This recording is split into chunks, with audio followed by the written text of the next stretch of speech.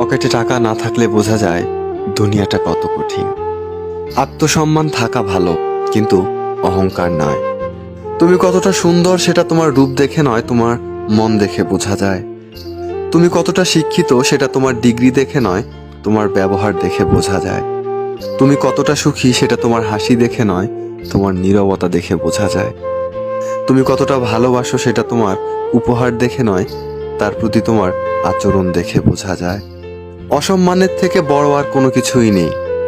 কেউ তোমাকে একবারের জন্য ছোট করলেও তাকে চিনে রেখো এবং তার থেকে দূরে থেকো, কারণ প্রশ্রয় পেয়ে সে একই কাজ বারবার করবে।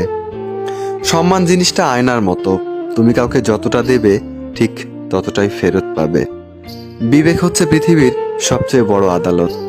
সব সময় কারোর দোষ খুঁজে বেরিও না, পারলে তাকে সমাধানের পথ দেখিয়ে দাও। ক্ষমা তাকেই করো যে ভুল করেছে, কিন্তু ক্ষমা তাকে করো না যে তোমার সাথে বেইমানি করেছে। কারোর উপর নির্ভরশীল হয়ে থেকো না। তুমি যার উপর নির্ভরশীল হয়ে থাকবে, সেই মানুষটা যখন থাকবে না, তখন তোমার প্রত্যেকটা কাজই ব্যর্থ হবে। তুমি জীবনে সেই মানুষটার জন্য কান্না করো না যে তোমাকে কষ্ট দিয়ে অন্য মানুষের সাথে আনন্দে আছে। যে তোমাকে যতটা সম্মান দেবে, তুমি তাকে ততটাই সম্মান দিও। তার অধিক বেশি সম্মান দেওয়ার চেষ্টা করো না, কারণ এই যুগের মানুষগুলো সম্মানের চেয়ে বেশি স্বার্থের জন্য চলে। স্বার্থ ফুরিয়ে গেলে সম্মান দেওয়াটাকেও ভুলে যাবে। যে আপনাকে অপশনাল মনে করে তাকে কখনো পার্সোনাল ভাববেন না। যে আপনাকে 2 পয়সার গুরুত্ব দেয় না, তাকে আপনি 1 পয়সারও গুরুত্ব দেবেন না। পানি যেমন ঠান্ডা হতে হতে একসময় বরফ হয়ে যায়, ঠিক তেমনি একটা মন অনেক কষ্ট সহ্য করতে করতে একসময় পাথর হয়ে যায়। যেদিন দেখবে রাগ অভিমান করা ছেড়ে দিয়েছি, সেদিন বুঝবে ভালোবাসাটাও আর নেই। কারোর সাথে কথা বলার মাধ্যমে নিজের ভালো লাগা ক্রিয়েট করবেন না।